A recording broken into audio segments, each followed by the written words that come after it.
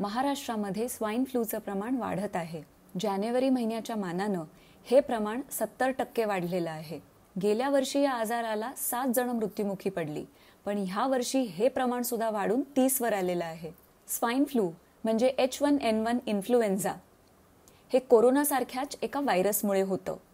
त्याच्यापासून बचावासाठी तीच खबरदारी घ्यायची असते जी आपण कोरोना काळात घेतली होती। स्वाईन फ्लूचे गर्भवती महिलांवरती खूप दुष्परिणाम होतात, विशेष करून दुसऱ्या आणि तिसऱ्या तिमाहीमध्ये। स्वाईन फ्लूची सिव्हिरिटी गर्भवती महिलांमध्ये जास्त असू शकते आणि गुंतागुंतींमुळे त्यांना दवाखान्यात भरती सुद्धा व्हावं लागू शकतं। स्वाईन फ्लूमुळे गर्भवती महिलांना गर्भपात होऊ शकतो, त्यांचं बाळ वेळेच्या आधी जन्म घेऊ शकतं, बाळाला गर्भामध्ये ऑक्सिजन कमी पोचू शकतो। फ्लूसाठीची लस उपलब्ध आहे आणि ती प्रत्येक गर्भवती महिलेने घेतलीच पाहिजे।